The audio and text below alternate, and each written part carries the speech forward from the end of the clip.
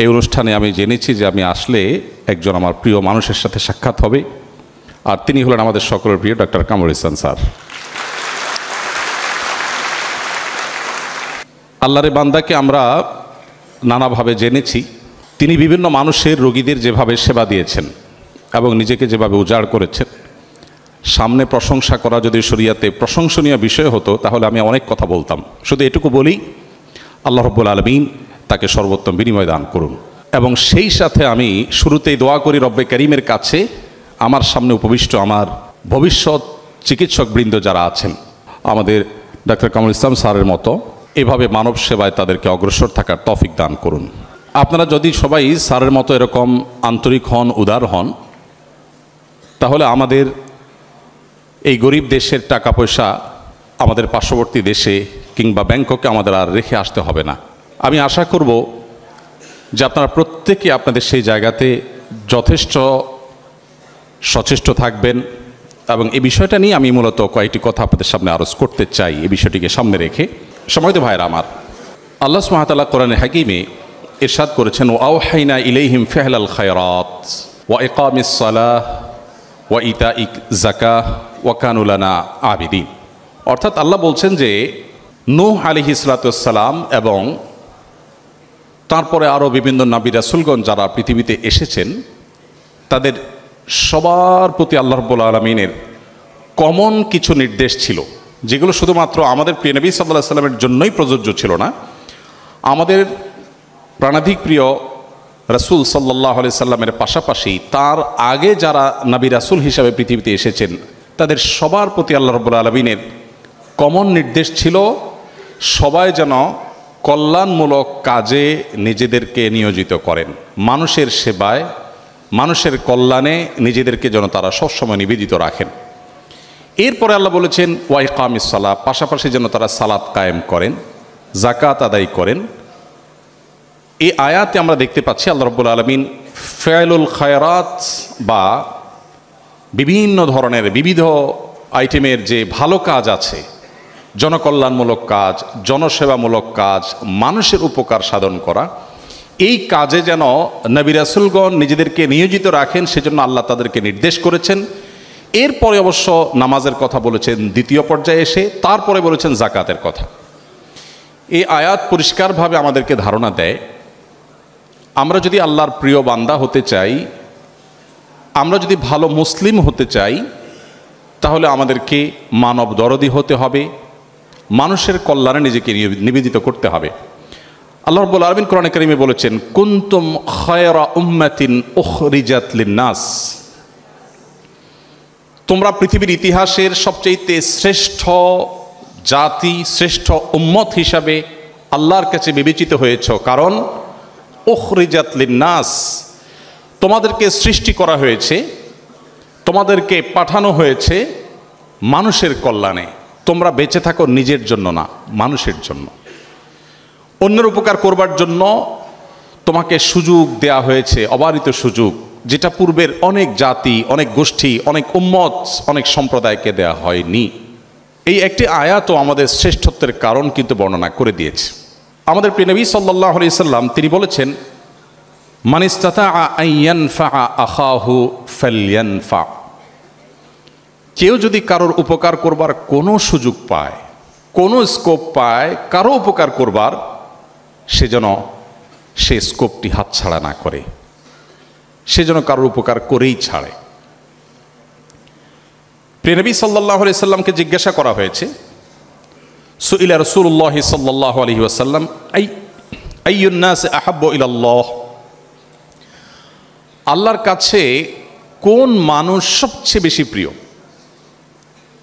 আল্লাহ সবচেয়ে ভালোবাসেন কাকে? নবী করিম সাল্লাল্লাহু আলাইহি সাল্লাম বলেছেন, আহাব্বুন নাস ইলাল্লাহি আনফাহুম লিন-নাস, আল্লাহর কাছে সবচেয়ে প্রিয় মানুষ সেই সকল মানুষ যারা সবচেয়ে বেশি মানুষের উপকারে আসে, সবচেয়ে বেশি মানুষ উপকার যারা করে, তারা আল্লাহর কাছে সবচেয়ে বেশি প্রিয়।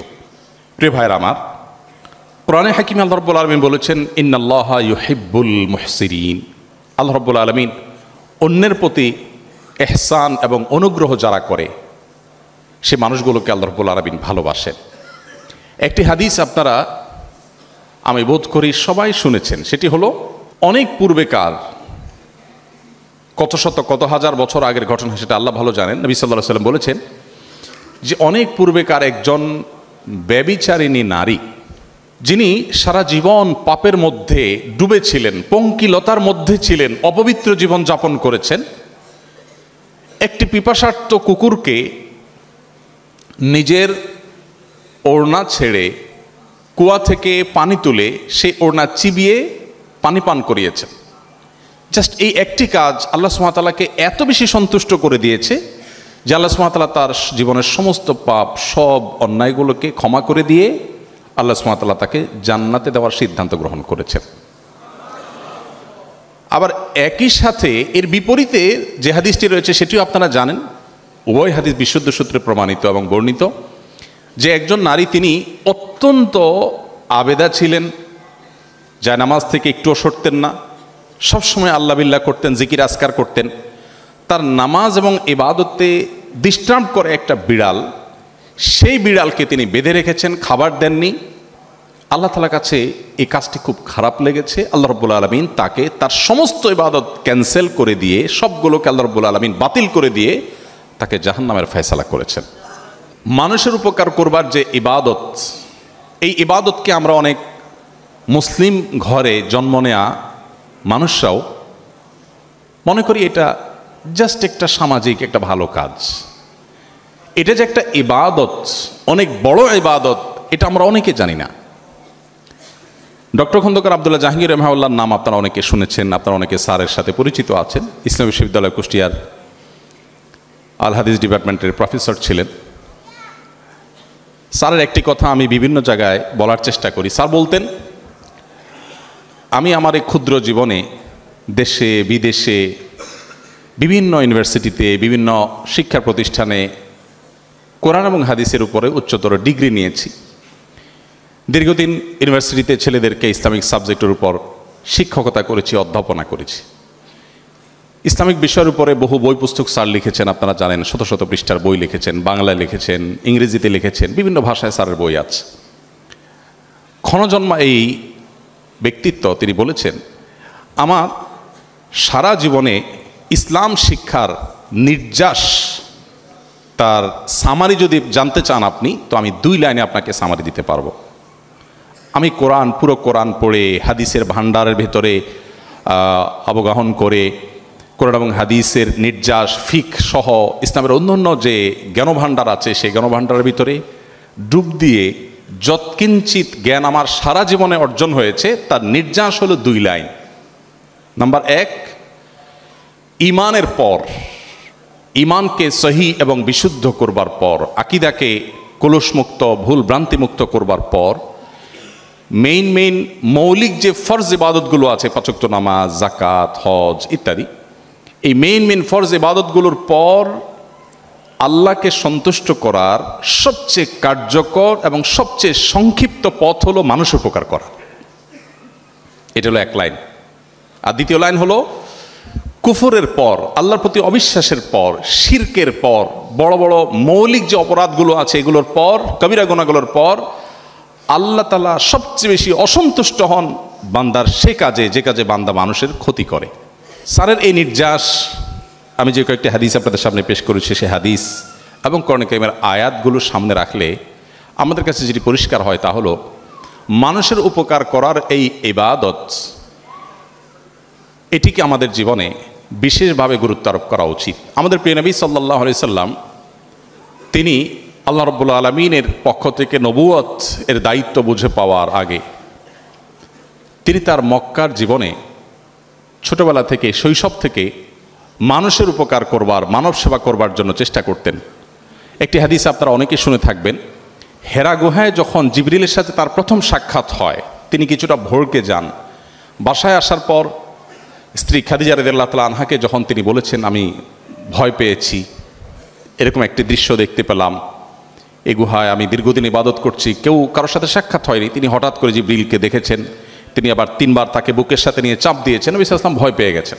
বাসায় এসে যখন এটি বললেন যে আমি বোধহয় বাঁচবো না, বোধহয় কোনো ক্ষতিকর কোনো কিছু আমার পেছনে লেগেছে বা কিছু একটা, তখন খাদিজা রাদিয়াল্লাহু তাআলা আনহা তাকে সান্ত্বনা দিতে গিয়ে বলেছেন, কাল্লা লা ইউখজিকাল্লাহু আবাদা, এটা হতেই পারে না যে আপনাকে আল্লাহ তাআলা কখনো লাঞ্ছিত করবেন, অসম্ভব, আপনি কখনোই লাঞ্ছিত হবেন না। কেন? ইন্নাকা তাহমিলুল কাল, কারণ আপনি কেউ কোনো বোঝা বহন করতে কষ্ট হতে দেখলে আপনি তার বোঝাটা টেনে বহন করে দেন। ওয়া তুঈনু আলা নওয়াইবিল হক, কেউ যদি জুলুমের শিকার হয় আপনি তাকে জুলুম থেকে মুক্ত করেন, কারণ অধিকার আদায়ের প্রশ্ন থাকলে আপনি সেটি আদায় করে দেন। আপনি মেহমানকে মেহমানদারি করেন, এক কথায় আপনি পরোপকার করেন। অনেকগুলো পয়েন্ট বলেছেন, কিছুটা আগপাছ হয়ে গেছে হয়তোবা।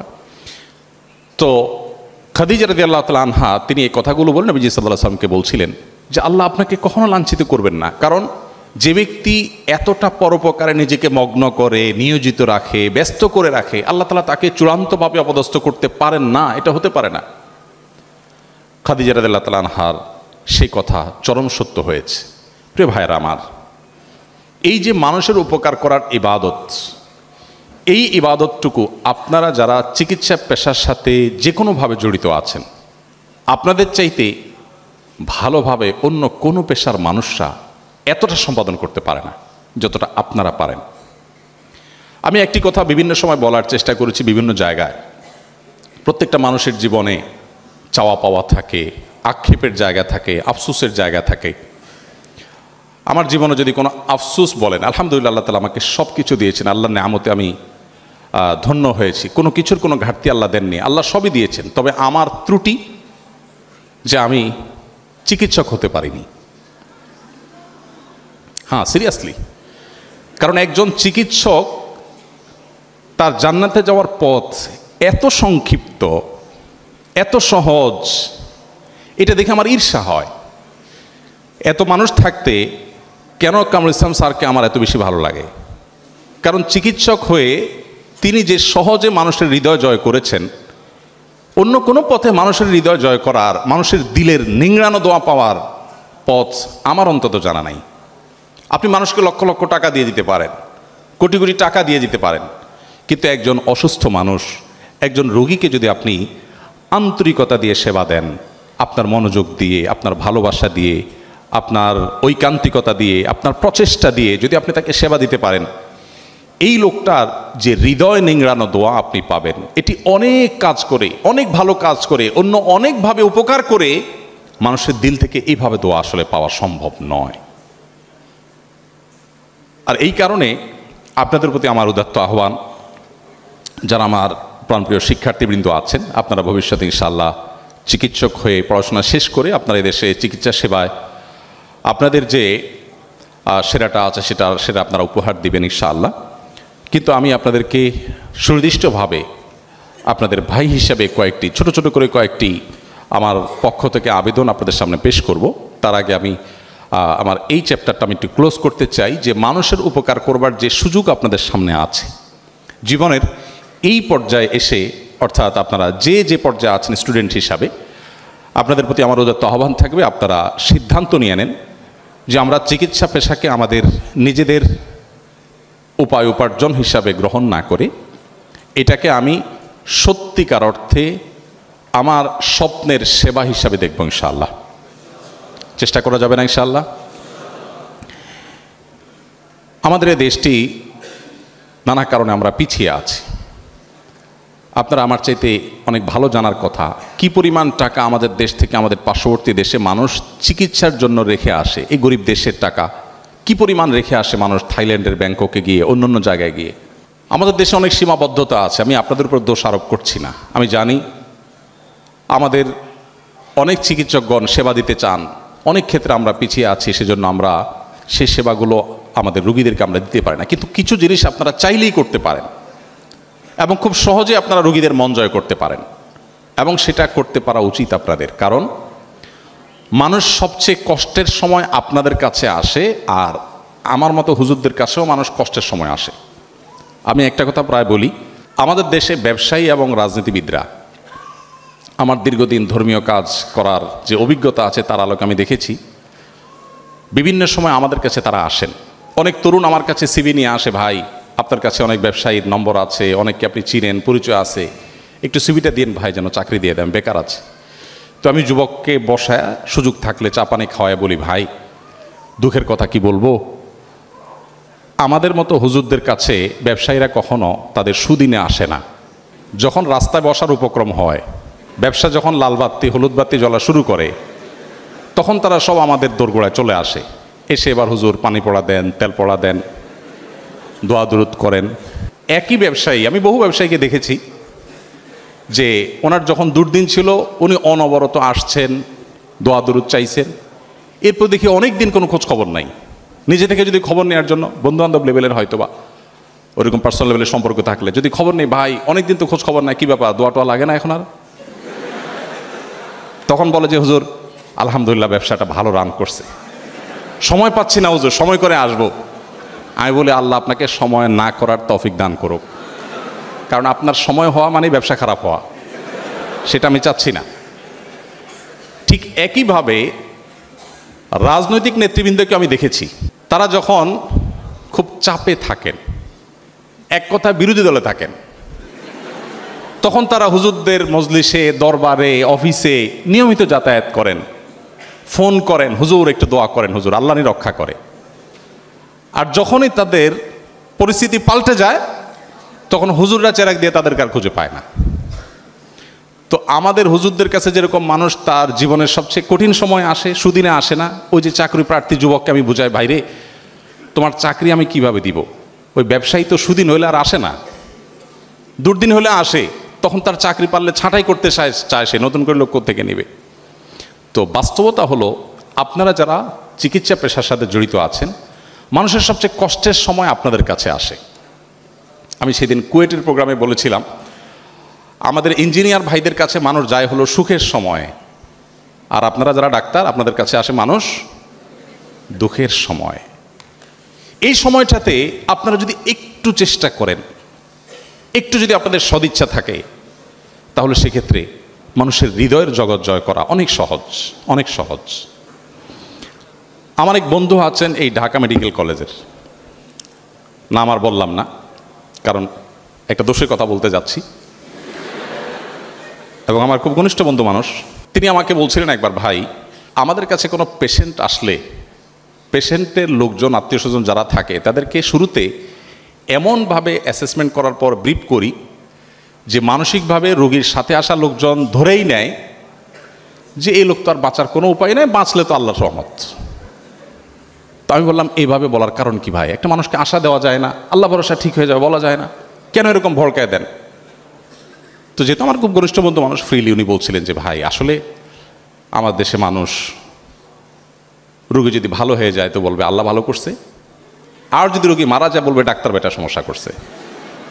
এই যে মানুষের মধ্যে একটা খারাপ স্বভাব আছে যে কিছু হলেই, রোডে অ্যাক্সিডেন্ট হলেই চোখ বন্ধ করে ড্রাইভারের দোষ, আর রোগীর কোনো অসুবিধা হলে চোখ বন্ধ করে ডাক্তারের দোষ। ডাক্তারদের দোষ থাকে না তা আমি বলছি না, কিন্তু চোখ বন্ধ করে দোষ দেওয়ার একটা প্রবণতা আমাদের দেশে মানুষের মধ্যে আছে। তো এই জায়গা থেকে উনি বলছিলেন যে যাতে দোষ দিতে না পারে, এই জন্য আগে ভাগে বলে দিই, ভাই আপনার রোগীর অবস্থা খুবই খারাপ, আর একটু আগে আনলে হয়তো চেষ্টা করা যাইতো, আপনি এখন যে পর্যায়ে আনছেন তাতে ভাই বাঁচার সম্ভাবনা তো একেবারেই আপনি নার মধ্যে ধরে রাখতে পারেন, বাকি আপনারা দোয়া দুরুদ পড়তে থাকেন, আমরা চেষ্টা করি। বলে এরপরে রুগী যদি বেঁচে যায়, তখন পেশেন্টের সাথে আসা লোকজন, তাদের অ্যাটেন্ডেন্সদের খুশির কোনো শেষ নাই, মাশাআল্লাহ ডাক্তার সাহেব ভালো হয়ে গেছে, আলহামদুলিল্লাহ আমার রুগী। আর যদি আল্লাহ না করুক মারা যায়, প্রেশার থাকে না, ভাই আমি তো আগেই বলছিলাম। তো আমি ওনার এই পলিসি শুনে বললাম যে বাহ, এটা বাঁচার জন্য খুব দারুণ পলিসি, কিন্তু আমি যদি এটাকে ইসলামী শরিয়াত ছাঁচে, কোরআন হাদিসের ছাঁচে ফেলে দেখি, তাহলে আমি দেখি কাজটি ভালো কাজ না। আপনি অবশ্যই কোনো শঙ্কা থাকলে সেটা আপনি পেশেন্টের লোকজনকে বলবেন, কিন্তু আল্লাহ নবী সাল্লাল্লাহু আলাইহি সাল্লাম আমাদেরকে একটা দোয়া শিক্ষা দিয়েছেন। আপনারা আপনাদের পেশেন্টদের কাছে যখনই যাবেন বা পেশেন্টদেরকে যখনই দেখবেন, আমি আশা করব আপনারা এই দোয়াটা করবেন। খুব ছোট্ট একটা দোয়া। নবী করিম সাল্লাল্লাহু আলাইহি সাল্লাম কোনো রোগীকে দেখলে তাকে বলতেন লা বাসা তাহুরুন ইনশাআল্লাহ। আমরা বাংলায় বলতে পারি আমাদের মতো করে, অর্থাৎ ভয়ের কোনো কারণ নেই, ইনশাআল্লাহ সুস্থ হয়ে যাবেন। এখানে নবী সাল্লাল্লাহু আলাইহি ওয়াসাল্লাম অন্য একটা শব্দ ব্যবহার করেছেন, তাহুর মানে হল পবিত্র হয়ে যাবে।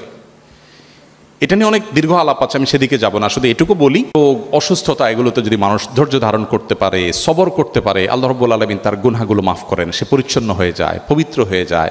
আমাদের স্যার আমার আগে পবিত্রতা নিয়ে কথা বলছিলেন, তো পবিত্র হওয়ার একটা উপায়, যদি বিপদ আপদে মানুষ সবর করে, ধৈর্য ধারণ করে, আল্লাহ তার গুনাহগুলোকে মাফ করে দেন, তার প্রোফাইলকে ক্লিন করে দেন, ছোটোখাটো অনেক ভুলভ্রান্তিও সেগুলো মাফ করে দেন। এই জন্য ইমানদারের আসলে হারাবার কিছু নেই। নবী সাল্লাল্লাহু আলাইহি সাল্লাম বলেছেন, আজাবান লি আমরিল মুমিন ইন্না আমরাহু কুল্লাহু খায়র।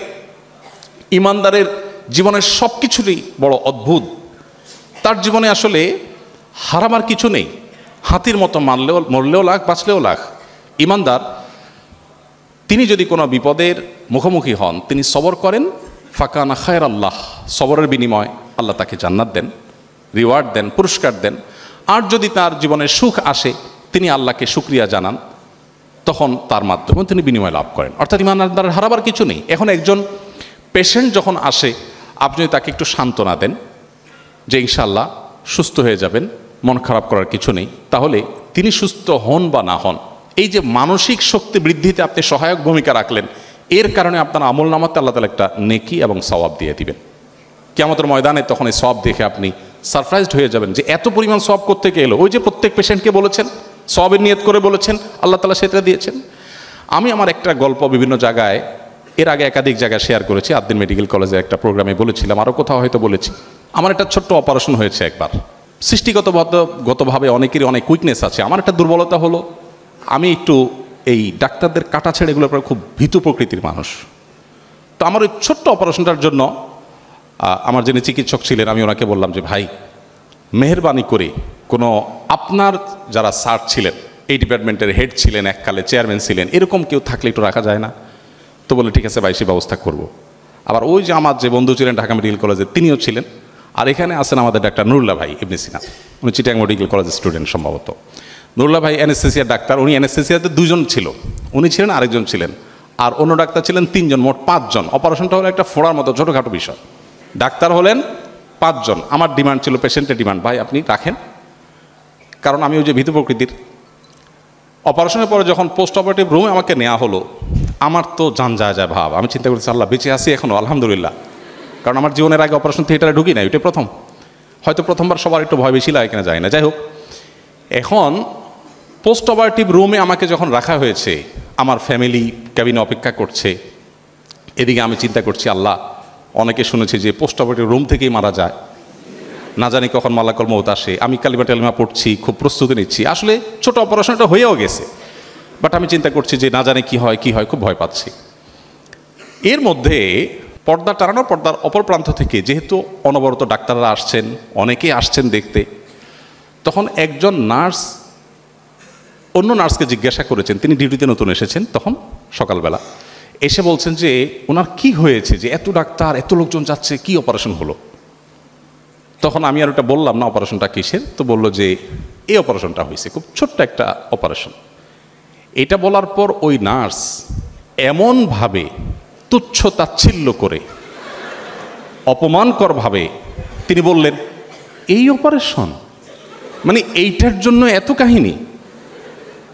বিশ্বাস করবেন, আমার ওই দিনের অনুভূতি আমার সারা জীবন মনে থাকবে। সেটি হলো যে 5 জন ডাক্তার মিলে আমার অপারেশন করে আমাকে যতটা আশ্বস্ত করতে না পেরেছেন, ওই নার্স ভদ্রমহিলার অপমানকর সে উক্তি,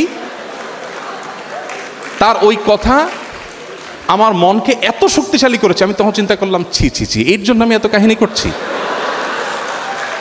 আমি তখন নিজেকে দোষারোপ করা শুরু করলাম, গিলটি ফিল করা শুরু করলাম যে এইটা কোনো কথা, এই রোগের জন্য আমি এত কাহিনী করছি, এত এত কষ্ট দিচ্ছি মানুষকে, এত চিল্লাচিল্লি করছি, এটা কি হইলো কিছু? ছি ছি ছি। এরপর থেকে নার্স আসুক আর ডাক্তার আসুক, আমি ভাবি ধরতাম, আমি না কিছু হয়, কোনো অসুবিধা নেই, আমি ঠিক আছি, আমি ওকে। আমাকে এরপরে খুব দ্রুততম সময়ে পোস্ট অফিস রুম থেকে আমার রুমে পাঠিয়ে দেওয়া হলো, কারণ ডাক্তাররা তখন ফিল করছেন, হ্যাঁ আমি ভালো হয়ে গেছি, আসলে আমি ভালো হয়ে গেছি। তো এই যে একজন নার্সের একটা শব্দের একটা উক্তি, যে এইটা বাহ্যিকভাবে আমি একটু অপমান বোধ করেছি, যে এটা কোনো কথা, আমার এই রোগটাকে তিনি কোনো রোগী মনে করলেন না, কোনো পাত্তাই দিলেন না, আমি একটু অপমান বোধ করেছি। কিন্তু পরক্ষণে চিন্তা করলাম, এটা তো পজিটিভ কথা, আমার রোগটা কোনো রোগী না, কোনো অপারেশনই না। এই একটি কথা যদি আমাকে এর পরিমাণ আস্থা এনে দিতে পারে, এতটা আমাকে সাহসী করে দিতে পারে, তাহলে এবার আপনারা নিশ্চয়ই আপনাদের চেয়ার থেকে, আমি আমার পেশেন্টের জায়গা থেকে আমি আমার কথা বলেছি, আপনি আপনার ডক্টরের চেম্বার থেকে, আপনি আপনার চেয়ার থেকে একটু আপনি ভাবুন যে আমরা যারা রোগী হয়ে আপনাদের কাছে যাই, আপনারা যদি একটু সান্ত্বনা দেন, একটু যদি অভয় দেন, একটু যদি সাহস যোগান, তাহলে অর্ধেক ট্রিটমেন্ট অনেক ক্ষেত্রে আপনাদের সেই আচরণ থেকেই হয়ে যাবে। কিন্তু দুর্ভাগ্য, ওই যে আমার বন্ধু যেটা বলেছে, অনেক ডক্টর আছেন যে আসার পরেই হাইকোর্ট সুপ্রিম কোর্ট সব দেখানো রোগীকে শেষ হয়ে যায়। রোগী তো আগেই গলা শুকায় যায় যে আমি তো তাহলে শেষ, বাঁচলে সেটা অতিরিক্ত। যাই হোক, তো আমার এই বক্তব্যের নির্যাস হলো, আমরা আজকে যেই মহানবী হজরত মোহাম্মদ সাল্লাল্লাহু আলাইহি সাল্লামের সিরাত আলোচনা করার জন্য এখানে সমবেত হয়েছি, তিনি সবসময় মানুষ উপকার করতেন, আর এই উপকার করবার অনেক বড় সুযোগ আপনাদের হাতে আছে। আমি আশা করব আপনারা সেই সুযোগকে হাতছাড়া করবেন না এবং সেই সুযোগকে আপনারা সম্পূর্ণরূপে 16 আনা আদায় করে নেবেন এবং আপনাদের জান্নাতের পথকে আপনারা সুগম করবেন। আল্লাহ তাআলা আপনাদের সবাইকে সে তৌফিক দান করুন। সময়ত ভাইয়েরা, আপনারা যারা মেডিকেল কলেজের স্টুডেন্ট, আপনাদের প্রতি আমার বলেছিলাম ছোট ছোট করে খুব সামান্য কয়েক মিনিটের মধ্যে আমি কয়েকটি নিবেদন আপনাদের কাছে রাখতে চাই। সর্বপ্রথম যে বিষয়টি বলতে চাই তা হলো, একজন মুসলমানের সন্তান হিসাবে ইসলামের বেসিক বিষয়গুলো জানা আমাদের উপরে ফরজ। এই ফরজটা আমাদের অনেকের আদায় হয় নাই। আমরা অনেকে এখানে সেই সকাল থেকে এই পর্যন্ত সিরাত সেমিনারে আছি, অনেকে ঘণ্টাব্যাপী বক্তব্য শুনছি, কিন্তু দুঃখজনক হলেও সত্য যে একজন মুসলিম হিসাবে যা না জানলে নয়, এরকম মৌলিক ফরজ বিষয়গুলো পর্যন্ত আমরা অনেকে জানিনি, শিখিনি। আমরা ছোটোবেলায় হয়তো কেউ মক্তবে পড়েছি বা হুজুরের কাছে কোরআনটা শিখেছি, আমরা মনে করেছি এটাই বোধহয় ইসলাম শিক্ষা। আমাদের জাতীয় কারিকুলামে, আমাদের পাঠ্যক্রমে ধর্মীয় শিক্ষাকে সেভাবে গুরুত্ব না দেওয়ার কারণে আমরা অনেকে ব্যক্তিগত পর্যায়ে বা পারিবারিক উদ্যোগে ইসলাম শিখতে হয়, আমাদের ইসলাম শেখাটা পূর্ণাঙ্গতা পায় না। আমি আপনাদেরকে আজকে বলতে চাই, আপনাদের অবসর সময়ে আপনারা জীবনে একবারের জন্য হলেও পুরা কোরআনে কারীম শুরু থেকে শেষ পর্যন্ত বুঝে অর্থসহ একবার করে পড়বেন। আর প্রিয় নবী সাল্লাল্লাহু আলাইহি সাল্লামের জীবনী, যে কোনো একটা জীবনী, তার জন্ম থেকে মৃত্যু পর্যন্ত পুরো জীবনীটাকে আপনি একবার করে পড়বেন।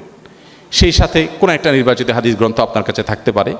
আমি ডক্টর আব্দুল্লাহ জাহাঙ্গীর রহমানুল্লাহর কথা বলেছি, স্যারের রাহে বেলায়েত বইটি ইসলামকে বোঝার জন্য অসাধারণ একটি বই। এই বইটি আপনার পাঠ্যতালিকায় থাকতে পারে, আরও অনেক ভালো বই আছে। আমি মৌলিকভাবে কোরআনে কারীম এবং সিরাত গ্রন্থটা যেন আপনি পড়ে শেষ করেন, এরপর ইসলামের একদম বেসিক বিষয়গুলো জানার জন্য আপনি চেষ্টা করুন। আজকাল অনলাইনে অনেক কোর্স অফার করা হয়। আপনারা জানেন, আপনাদের এই পেশার একজন মানুষ কিন্তু ডাক্তার জাকির নায়েক, আপনাদের পেশার একজন মানুষ, অর্থাৎ আপনাদের দলের লোক। তিনি আপনাদের হয়ে আল্লাহর অনুগ্রহে যে পরিমাণ দ্বীনের সেবা করে গেছেন, যত মানুষকে আলোর পথ দেখিয়েছেন। আমি আমার জীবনে বহু মানুষ দেখেছি, মুসলমানের সন্তান, ইসলাম নিয়ে তার সংশয় ছিল, পেশায় ডাক্তার, চক্ষু বিশেষজ্ঞ। আমার আরেক বন্ধু, তিনি আমাকে নিজে বলেছেন, ভাই মুসলমানের সন্তান ছিলাম, কিন্তু নানা কারণে ইসলামের অনেক বিষয় আমার সংশয় ছিল। অনেক হুজুরদেরকে জিজ্ঞাসা করেছি, বাট হুজুরদের উত্তরে আমি স্যাটিসফাইড হই নাই। হঠাৎ করে দেখলাম যে টেলিভিশনে স্ক্রল করতে করতে দেখি যে এক ভদ্রলোক একদম আপনার প্যান্ট কোট পরা, আবার দেখলাম নামের শাস ডাক্তার, দেখে চিন্তা করলাম আমার জাতি ভাই।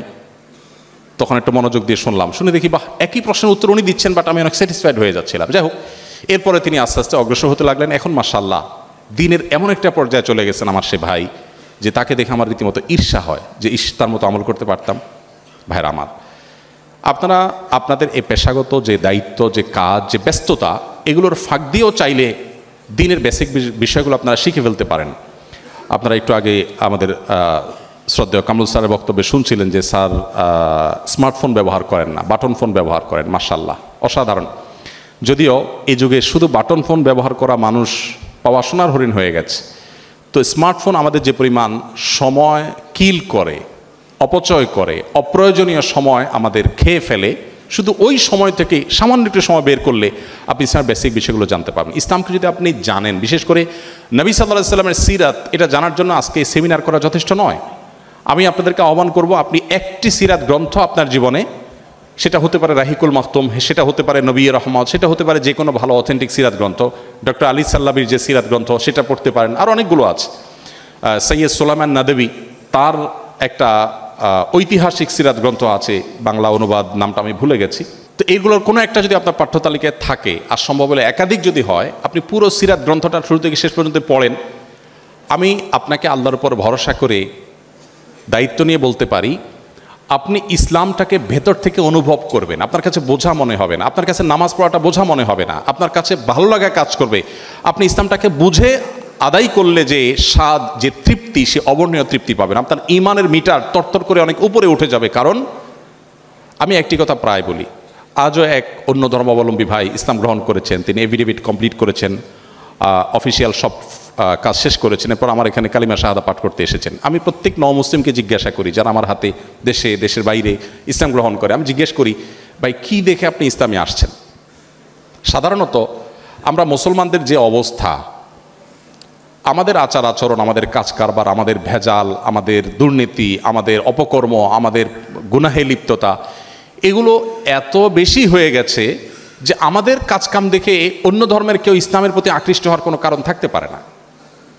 তো আমি সেজন্য কৌতূহল হয়ে জিজ্ঞেস করি, ভাই আপনি ইসলামে আসছেন যে আসলে ঘটনা কি? বেশিরভাগ মানুষের উত্তর হলো, হয় তিনি কখনো কোরআনের সংস্পর্শে এসেছেন, কোরআনের কোনো অংশ বুঝে পড়ার সুযোগ হয়েছে তার জীবনে, অথবা আমাদের প্রিয় নবী সাল্লাল্লাহু আলাইহি সাল্লামের জীবনী গ্রন্থ তাকে প্রভাবিত করেছে।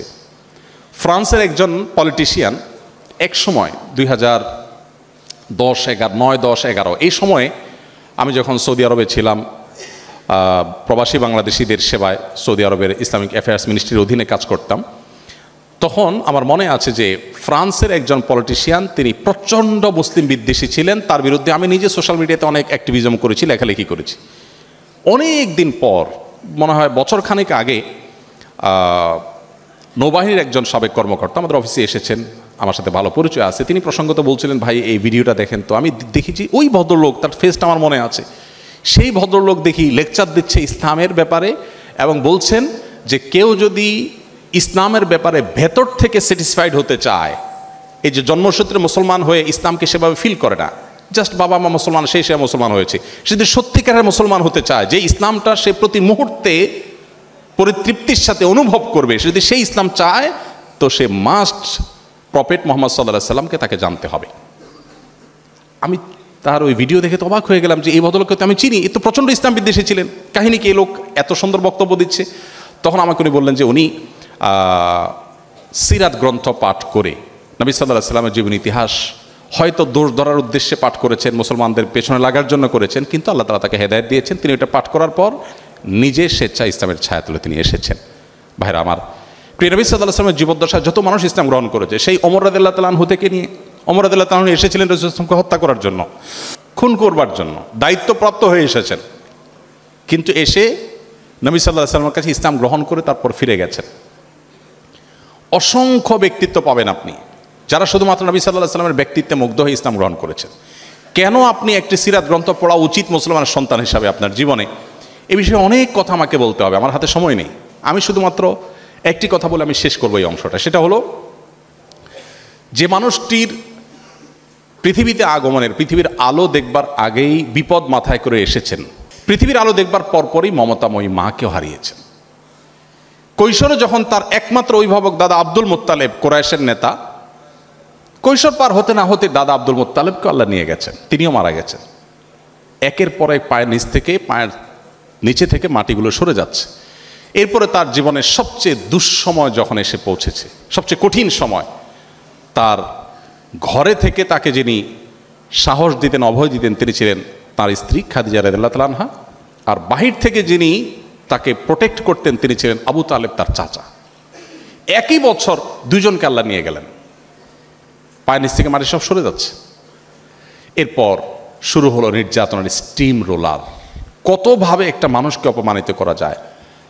তার মতো এত সম্মানিত মানুষ, মক্কার মুশরিকরা সম্মিলিতভাবে যারা তাকে সবচেয়ে বড় অ্যাওয়ার্ড দিয়ে আল আমিন উপাধিতে ভূষিত করেছে, সেই মানুষগুলো তার মুখের উপর থুতু নিক্ষেপ করেছে।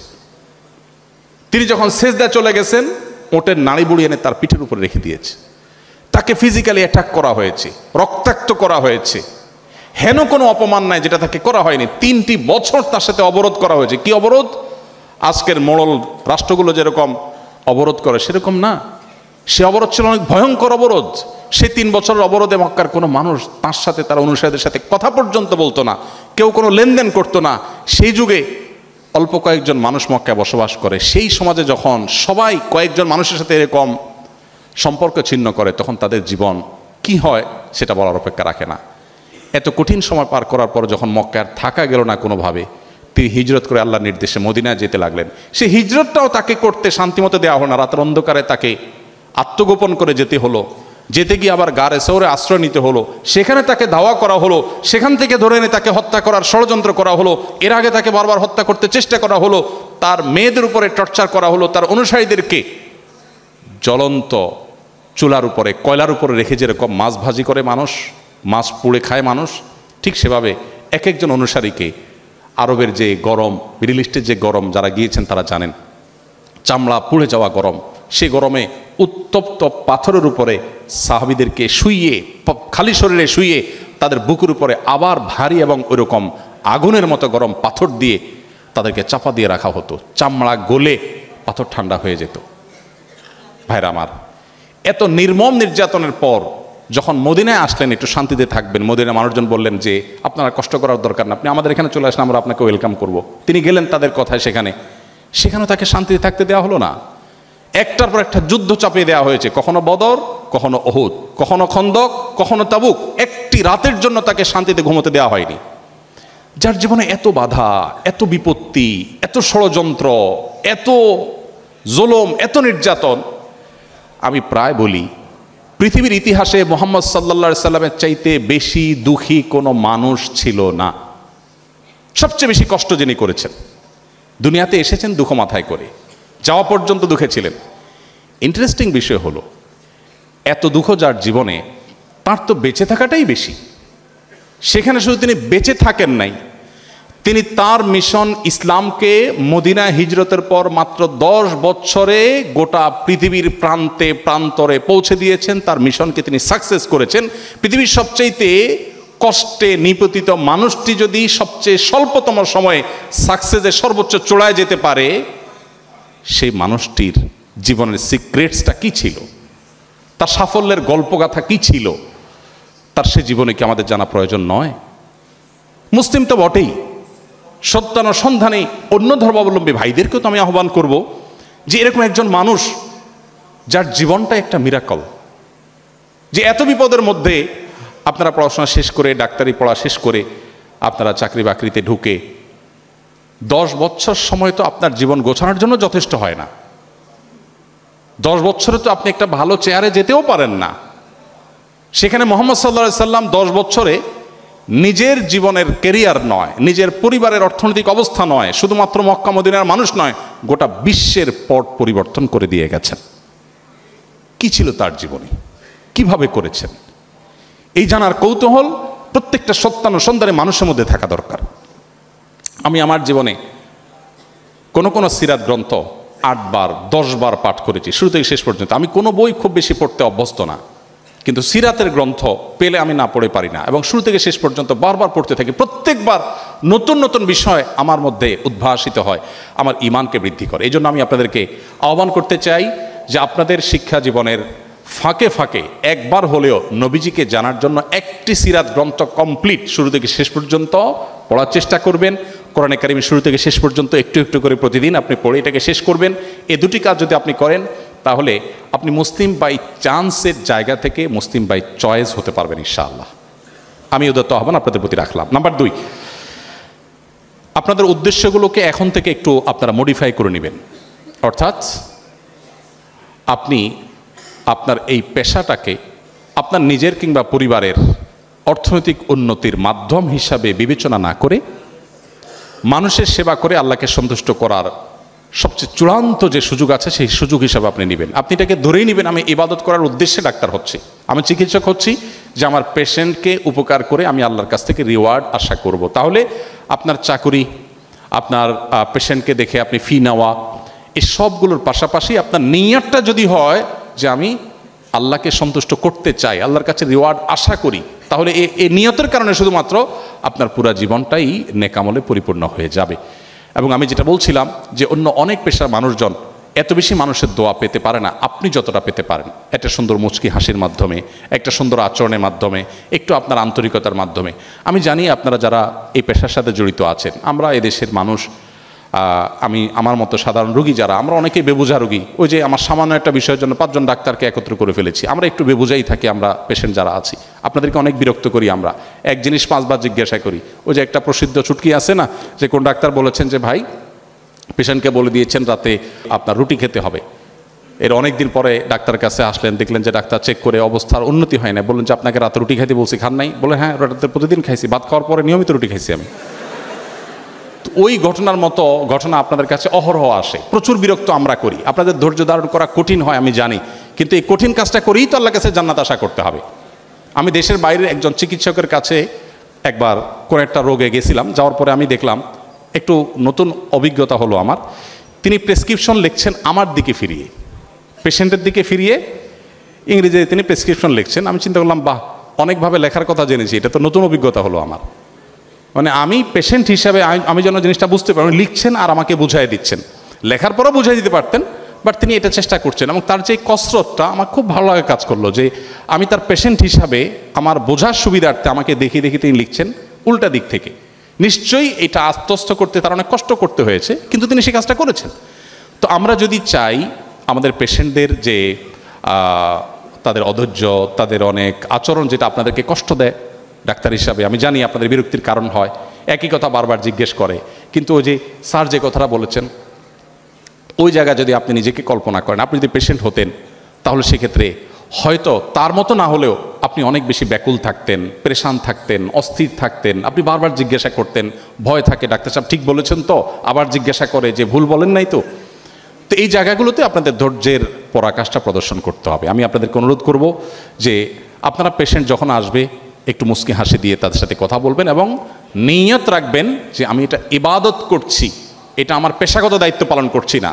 তাহলে সেক্ষেত্রে আপনার দ্বারা রোগী যেমন উপকৃত হবে, আপনার এই কাজটা ইবাদত হবে। নাম্বার 3, তাহলে দ্বিতীয়ত বলেছিলাম হলো নিয়তকে চেঞ্জ করা, যে আমি এটা আমার নিজের ভাগ্য পরিবর্তন বলি যেটাকে আমরা, আমার অর্থনৈতিক উন্নয়ন, এটার জন্য আমি পড়াশোনা করছি না, আমি পড়াশোনা করছি আমি এর মাধ্যমে মানুষকে সেবা দেব। নাম্বার 3, রোগীদের যখন দেখবেন তখন আপনারা সর্বোচ্চ কেয়ার করার চেষ্টা করবেন। দেখেন আমাদের নবী সাল্লাল্লাহু আলাইহি ওয়াসাল্লাম একটা আখলাক ছিল, আমরা যাকে নিয়ে আলোচনা করছি তার একটা উন্নত চরিত্র ছিল।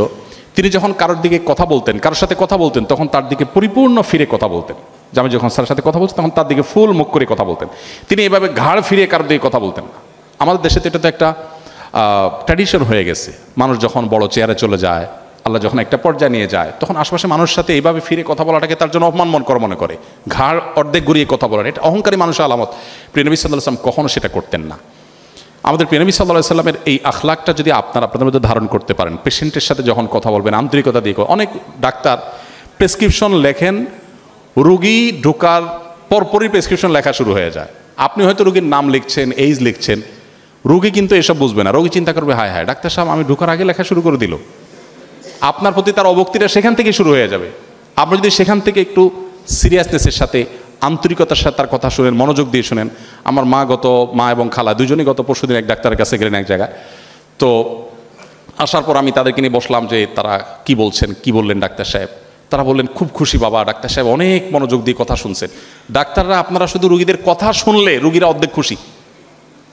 আমাদের ওয়াজ শুনে মানুষ এত খুশি হয় না, আপনাদের কথা শুনলে মানুষ যতটা তৃপ্তি অনুভব করে। কিন্তু আপনারা অনেকে আছেন, আমি সবাইকে ব্লেম করবো না, অনেকে আছেন কথা শুনতে রাজি না। হ্যাঁ ভাই বুঝছি তো, এক কথা এতবার বলতেছেন কেন, আপনি বসেন আমি লিখতেছি।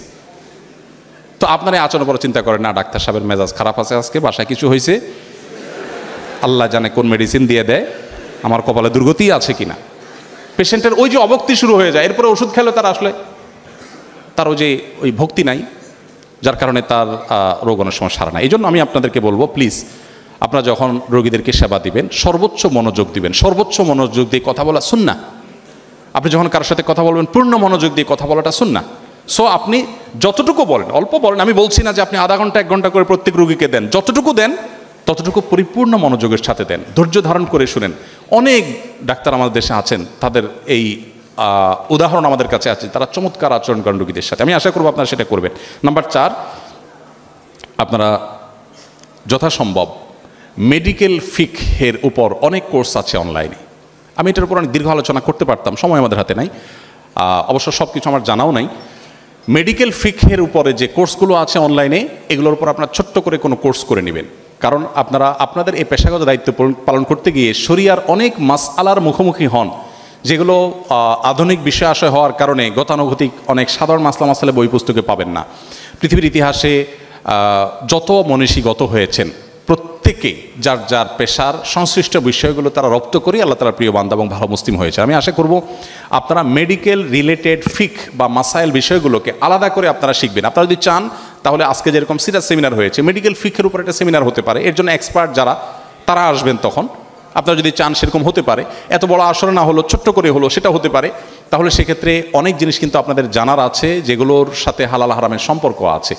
আমি একটু আগে আইটি সেক্টরের যারা আমাদের দেশের জায়ান্ট আছেন তাদের একটা প্রোগ্রাম ছিল কৃষিবিদ ইনস্টিটিউট, সেখানে বলে আসছিলাম একই কথা যে তাদের রিলেটেড বিষয়গুলো আছে। ইসলামটা হলো যে আমার রিলেটেড বিষয়গুলো আমাকে জানা। আপনি ডাক্তার হিসাবে যে মাসালা আপনার জানা ফরজ, আমার উপর সেটা জানা ফরজ না, কারণ আপনার পেশাগত দায়িত্ব পালন করতে গিয়ে সেটা জানতে হয়। সেটা জানার জন্য আপনাদেরকে আমি অনুরোধ করলাম। নাম্বার 5, আমি যেটা বলছিলাম, একটু মুচকি হাসি দিয়ে সুন্দর আচরণ করে রোগীদেরকে আপনারা ওয়েলকাম করবেন। আপনারা যদি রোগীদেরকে সুন্দর একটু মুচকি হাসি দিয়ে কথা বলেন তাহলে রোগীরা অনেক ভালো ফিল করবেন। এটা অনেক ডাক্তারদের মধ্যে আছে, সেটা আপনারা করবেন ইনশাআল্লাহ, আমি আশা করব। সেটা আমি রিপিট করছি না। 6 নম্বর হলো যখন রোগী দেখবেন, রোগী দেখা কিন্তু একটা ইবাদত, আপনারা অনেকে জানেন। নবী করিম সাল্লাল্লাহু আলাইহি ওয়াসাল্লাম বলেছেন একজন মুসলমান অন্য মুসলমানের কাছে 6টা পাওনা আছে, অধিকার আছে। এই 6টা পাওনার ভিতরে একটা হলো কোনো মুসলমান যখন অসুস্থ হবে তখন তাকে শুশ্রূষা দিতে হবে। তার শুশ্রূষা করা, রোগীকে দেখতে যাওয়া, এটা একটা ইবাদত। আপনি যখন আপনার রোগীদের দেখার জন্য রাউন্ডে যাবেন, আপনি যদি নিয়ত করেন, আমি এটা শুধু ডাক্তারদের বলছি না, আমাদের নার্স বোনদেরকে, নার্স ভাইদেরকে বলছি যারা আছেন, যে যে পেশা আছেন, আপনি পেশেন্টের রুমে যাচ্ছেন, যাওয়ার সময় একটু থমকে দাঁড়িয়ে নিয়ত করে নেন যে আমি রুগী দেখার যে ইবাদত, যে সওয়াব, সে নিয়তে আমি যাচ্ছি। এটা নিয়ত করে যদি আপনি যান তাহলে আপনার যাওয়াটা একটা ইবাদত হয়ে যাবে ইনশাআল্লাহ। এবং ওখানে যাওয়ার পর আপনি দেখবেন আপনি মোটিভেটেড হয়ে গেছেন ভিতর থেকে, যে আপনি রুগীকে বিশেষভাবে আন্তরিকতার সাথে দেখছেন। কারণ ওই যে আপনি তো আল্লাহর জন্য এসেছেন, আল্লাহর কাছে রিওয়ার্ড পেতে এসেছেন, এই জন্য আপনার মধ্যে একটা বিশেষ প্রেরণা আপনি অনুভব করবেন। এই জন্য যখনই রুগীদেরকে দেখবেন, রুগী দেখার যে সওয়াব সেটার আশা করে, সে সুন্নার আশা করে আপনারা করবেন। সর্বশেষ যেটি বলবো, আপনারা ডাক্তাররা অনেক নসিহত করলে, অনেক উপদেশ দিলে সাধারণ মানুষ যতটা শুনবে, ওই একই বিষয়ে আমাদের মতো টিপিক্যাল হুজুরদের কথা কিন্তু মানুষ শুনবে না, আপনাদের কথা যতটা শুনবে। যেমন আপনি যদি বলে দেন সুন্নাহসম্মত লাইফস্টাইল মেনটেন করতে, আমরা জানি সুন্নাহসম্মত লাইফস্টাইল মেনটেন করলে অনেক রোগবালাই থেকে মানুষ বেঁচে যায়। আল্লাহ তাআলা আমাদেরকে সুস্থ রাখেন, আমাদের শরীরে ইমিউন সিস্টেম স্ট্রং হয়। নবী সাল্লাল্লাহু আলাইহি ওয়াসাল্লাম রাতে তাড়াতাড়ি ঘুমোতে বলেছেন। আমরা এখন রাত কয়টা বাজে এখন ওয়াজ করছি? আমি বারবার আয়োজকদেরকে বলেছি আমাকে যেন আগে দেওয়া হয়। অবশ্য আমি নিজে আসতে একটু দেরি হয়েছে, তারপর আবার দেরি হয়েছে। তো যাই হোক, এটা তো অনেক বেশি দেরি না। আমাদের দেশে মাহফিলগুলো তো রাত 12টা-1টা পর্যন্ত করে, এই জন্য মাহফিল থেকে আমি সরে এসেছি, মাহফিল প্ল্যাটফর্মে আর যাচ্ছিও না। যদিও অনেক ভাইরা আছেন সেখানে কাজ করছেন, কাজ করার দরকার আছে সেখানে, কিন্তু আস্তে আস্তে সেটাকে সংশোধন করতে হবে। থাকা, দেরিতে ঘুমানো, আমাদের দেশে মানুষের শুধু না, মুসলিম কান্ট্রিগুলোর দিকে তাকালে আমার খুব কষ্ট লাগে, মিডিল ইস্টের দিকে তাকালে তো আরও কষ্ট লাগে। সৌদি আরব সহ আমি 10 বছর সৌদি আরবে ছিলাম। মিডিল ইস্টের মানুষ তারা সারা রাত টোটো করে ঘুরে আর সকাল থেকে দুপুর পর্যন্ত ঘুমায়, বিশেষ করে রমজান মাসে মার্কেটে ঘুরবে আর দিনভর ঘুমাবে, আর অন্য সময় রাত 12টা-1টা পর্যন্ত অহেতুক ঘুরবে। আর আমাদের দেশেও 10টা-11টা পর্যন্ত মানুষ জেগে থাকে। আর যারা আপনারা বাইরে গেছেন আপনারা অনেকে জানেন যে পৃথিবীর উন্নত দেশগুলো, সেটা আমেরিকা বলেন, সেটা ইউরোপ বলেন, সেটা জাপান বা পূর্বের এই উন্নত দেশগুলো বলেন, সবাই সন্ধ্যার পর শুয়ে যায়, সবাই সন্ধ্যার পর শুয়ে যায়। সন্ধ্যার পর শুয়ে গেলে জীবনে বরকত হয়। আমাদের জীবনে কেন বরকত নেই? আমরা মুসলমানরা কেন পিছিয়ে আছি? এর যদি 100টা কারণ থাকে, তার একটা কারণ হলো নবী সাল্লাল্লাহু আলাইহি সাল্লামের সুন্নাহ লাইফস্টাইল আমরা মেনটেন করি। আমরা সকালে ঘুমাই, নবীজি দোয়া করেছেন আল্লাহুম্মা বারিক লি উম্মতি ফি বুকুরিহা, আল্লাহ আমার উম্মতের জন্য সকালের সময়টাতে বরকত দান করেন। আমরা সকালে ঘুমাই থাকি, আর বিদেশিরা সকালে কাজে চলে যায়। তো আপনি যদি একজন পেশেন্টকে বলেন যে রাতে তাড়াতাড়ি ঘুমাবেন, সকালে তাড়াতাড়ি ঘুমাবেন না, আপনি পেট একদম গলা পর্যন্ত পুড়িয়ে খাবেন না, খাবার সময় সুন্নাহ মেনটেন করে চলবেন। দেখেন নবী সাল্লাল্লাহু আলাইহি সাল্লাম বলেছেন তোমরা পেটের 1 ভাগকে খাদ্য, আরেক ভাগকে পানীয় দিয়ে পূর্ণ করো, আরেক ভাগকে খালি রাখো। এখন এই যে পানীয় দিয়ে পূর্ণ করতে বলা হয়েছে, আপনারা আমাদেরকে ডাক্তাররা আপনারা আমাদেরকে বলেন আমরা যেন শশা খাই, আমরা যেন আপনার টমেটো খাই, আমরা যেন এমন সালাদ খাই যেগুলো পানির কাজ দিবে মূলত। দেখেন নবী সাল্লাল্লাহু আলাইহি সাল্লাম কিন্তু সেই 1450 বছর আগে বলে গেছেন যে খাদ্যের পাশাপাশি পানীয় যেন আমাদের খাদ্য তালিকায় পরিমাণ মতো থাকে।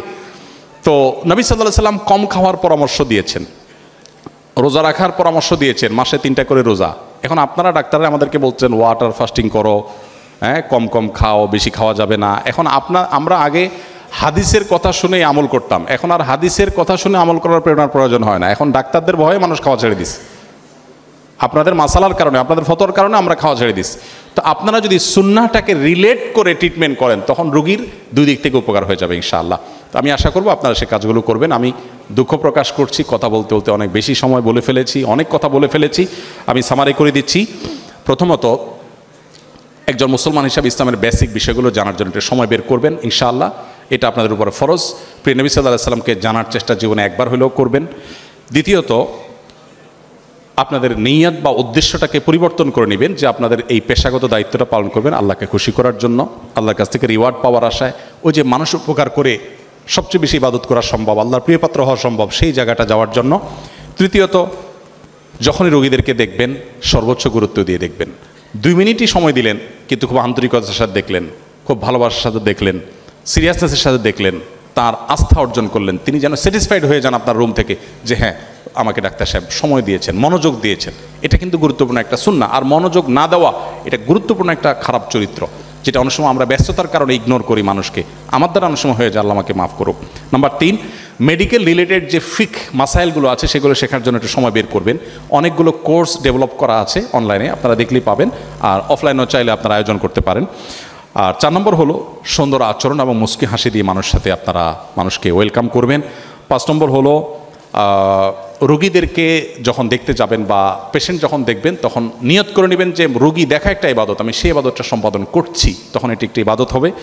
আর সর্বশেষ এবং 7 নম্বর হলো রোগীদেরকে সুন্নাহ লাইফস্টাইল বিভিন্ন আমলের কথা আপনারা বলবেন। এই ওষুধটা ফজরের পরে খাবেন নাস্তা করে, এটা জোহরের পর নামাজ পড়ে তারপর দুপুরে খানা খেয়ে খাবেন, এটা এশার নামাজ পড়ে রাতের খানা খেয়ে খাবেন। কৌশলে আপনি নামাজের দাওয়াত দিয়ে দিলেন তাকে, এবং অন্যান্য যে দাওয়াগুলো আছে সেগুলো যদি আপনারা দিতে চান আপনারা অনেক ভালোভাবে দিতে পারেন। মানুষ হুজুরদের মুখ থেকে ইসলামের কথা শুনতে শুনতে ক্লান্ত, এখন চায় আপনাদের মতো ডাক্তাররা একটু উঠে আসুক। আপনারা উঠে আসলে তখন দেখা যাবে আমাদের মতো অনেক মৌলবীদের ভাত থাকবে না। তো আমরা চাই আমাদের ভাত না থাকুক, পোলাও থাকুক, আপনারা উঠে আসেন।